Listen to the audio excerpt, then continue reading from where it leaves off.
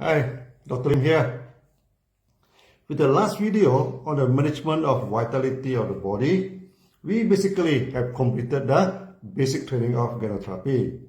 After this, we shall go into advanced genotherapy and herbology. The problem is not all of you are interested in advanced training. Basically, this is a training for you to become a herbalist and a health consultant. Even that, many of you do keep on asking me to teach the advanced theory and also the complete course in herbology. This is not easy at all, as basically it should be taught at university level. I have been thinking about this for a long time now. If I do not teach the advanced level, then genotherapy will always remain in its infancy. If we teach the advanced theory, many may drop out due to difficulty in learning. Genotherapy is just like engineering now. The basic principle is simple, but the advanced application is not easy.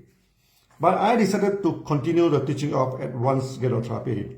I shall divide the teaching into a lecture series and a discussion or talk series. The lecture series is basically strict training. You may or you may not understand it, and you may have to read it or watch a video over and over again to understand it. But the discussion talks are more general in nature, and I would like to make it as simple as possible. I am the promoter of simplicity, and I do not like complicated theory. Actually, over the years, I have simplified the teaching of herbs, so hopefully many of you who love to become herbalists would like the future lecture series. All the while, Dr. Savera is helping me to set up the online university for the future teaching of herbs and some other important teaching like the Sunya and some other skills.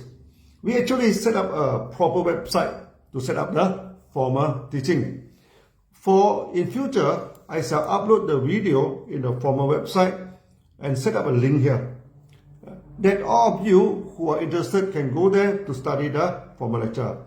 Because of this, I touch on the hexagenous section theory and also the hexagenous reflexology. The series is actually a formal teaching. Later, due to the making of various talks, we have discontinued it for some time now. With this formal teaching, we shall continue the previous lecture. Today, I have nothing much to teach you. Just prepare you for what we are going to teach in future. I'm going to lecture on herbs using the ancient text Sanghanlun, or the discussion of harmful disease as teaching text for herbs.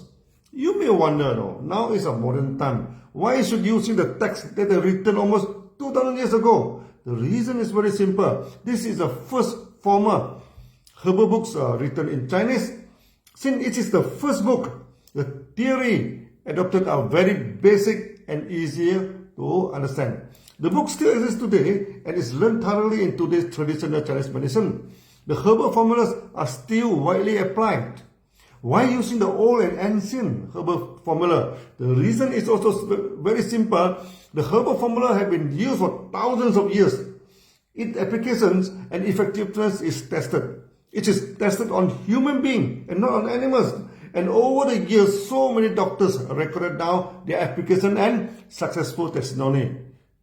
This is extremely helpful when we learn the herbal formula.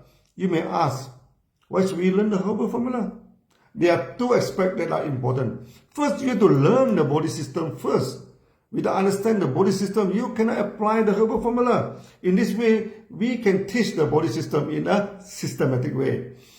I always told my students, even if you are not interested in herbology, no harm in spending some time learning it, as you can at least understand how our body functions and how reaction can come about. Most importantly, you can understand the language of the body. Other than learning the body language and body system, you learn about herbs. Now, for the herb side, I'm one of the very few herbalists using the common vegetable to replace the herbs.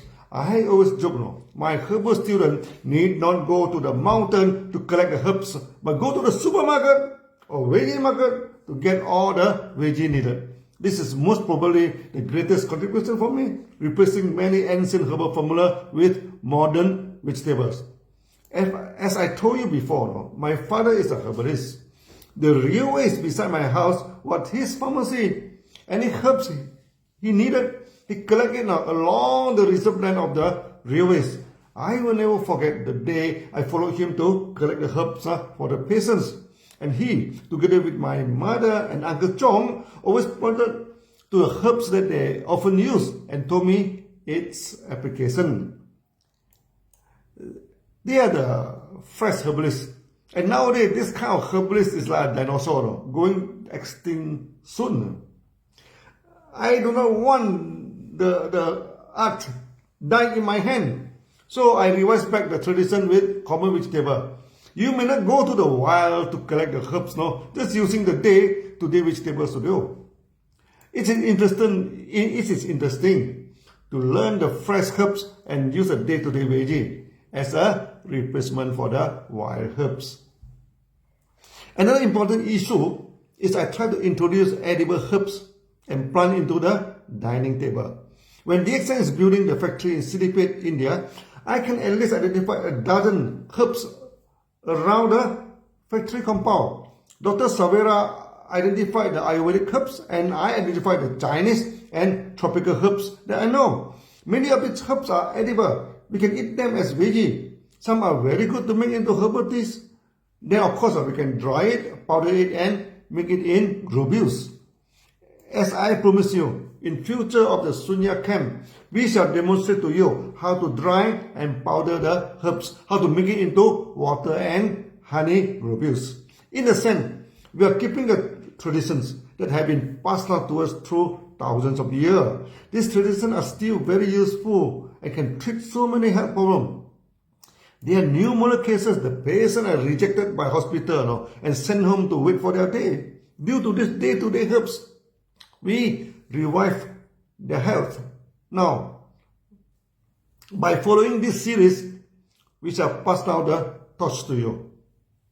As the order of Sang Hanlun, Chang Chung Ching mentioned, all of us should study the science of herbs.